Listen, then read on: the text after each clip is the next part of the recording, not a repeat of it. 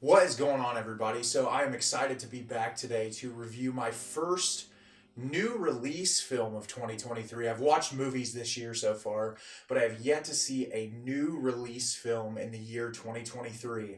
And this is one that I am not ashamed to say I was very excited to watch. Being someone that is a horror fan, anytime there's a horror movie that has any kind of buzz around it, I'm always really looking forward to it. And I know that this movie had a lot of really high rankings on like Rotten Tomatoes, which doesn't necessarily establish that a film is going to be good, but it does get me excited when a horror film produced by a company like Blumhouse is getting that kind of recognition. It made immense amounts of money in its opening weekend, enough to where sequel rumors have already been announced, and the movie I'm going to be discussing today is M3GAN. M3GAN is directed by Gerard Johnstone. A brilliant toy company roboticist uses artificial intelligence to develop M3GAN, a real-life-like doll programmed to emotionally bond with her newly orphaned niece. But when the doll's programming works too well, she becomes overprotective of her new friend with terrifying results. So I was excited for this movie for a multitude of reasons. First being that this was done by the writers, including James Wan, of *Malignant*, which *Malignant* is one of my favorite horror movies released in several years. It was stupid, campy, fun, entertaining, genuinely scary, violent, everything I could possibly want in a horror movie. I feel like it subverted everyone's expectations, and the people like me who are a really big fan of horror movies from that era, the 80s, were a real big fan of that movie. And so I was really excited. I was a little hesitant to know that this movie was rated PG-13 because I feel like when you make a movie PG-13, you have to restrict a lot of things about the filmmaking, and unless you're making a really nuanced art house horror film, this is supposed to be like a goofy, overblown slasher film with a doll being the killer. So with it not being rated R, I was a little bit hesitant, but I was excited to see that the director of this film directed a film I absolutely adore called Housebound, that if you've not had the ability to watch is fantastic. A Aussie, I believe, horror film that feels very Edgar Wright-esque, very subversive and fun. And I'm happy to say that I really enjoyed this movie. It is definitely not perfect. It's not doing anything really new that you haven't seen before, but it is stupid, entertaining fun that I really appreciated. The film stars Allison Williams, who I've always really enjoyed since I saw her. I believe the first time I ever saw her was in the TV show Girls. I thought she was fantastic. I followed her throughout her career.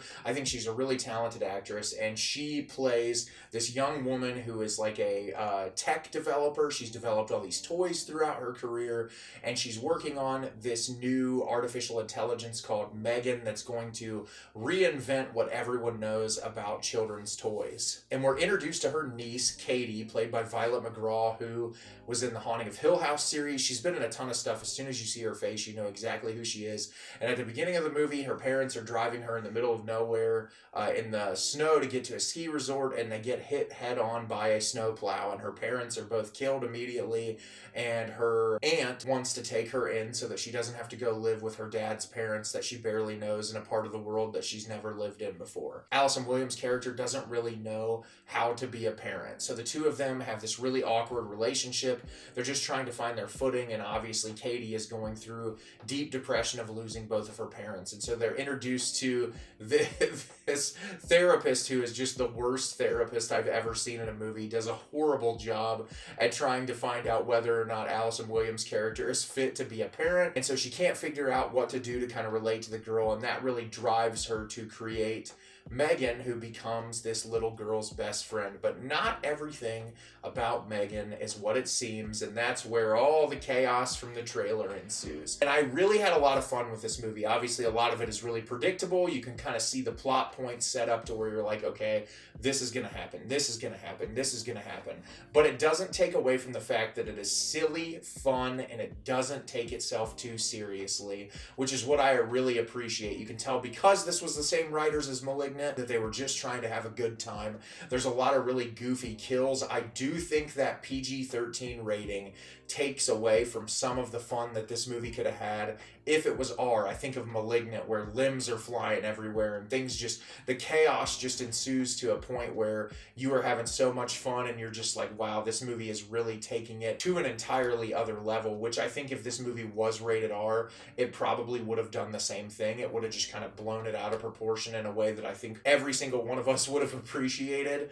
But I still think that it's a lot of fun, and what it does manage to do with its PG-13 rating is pretty insane. There's some kills in this that I was really impressed with, that they were able to get away with that, and I think it's cool when horror can reach a younger audience, and this movie is a fun way for younger kids that can't see rated R movies to kind of have a gateway into horror. And I think this one, and the reason why it's doing so well and getting good reviews, is because it's fun and it's enjoyable. It's not, like I said, it's not reinventing the wheel, it's not doing anything we haven't seen before, but it's establishing a new horror character that's really interesting. The way that this M3GAN character looks is really creepy and unsettling, and like how at first she's supposed to be this really inviting presence that's an educator and supposed to be friends to kids, that just turns into this nightmarish killing machine. And it was a lot of fun to watch, and I'm glad that movies like this are still getting made. I'm glad movies like this make money, because they're a lot of fun, and I'm always happy to see more big budget horror companies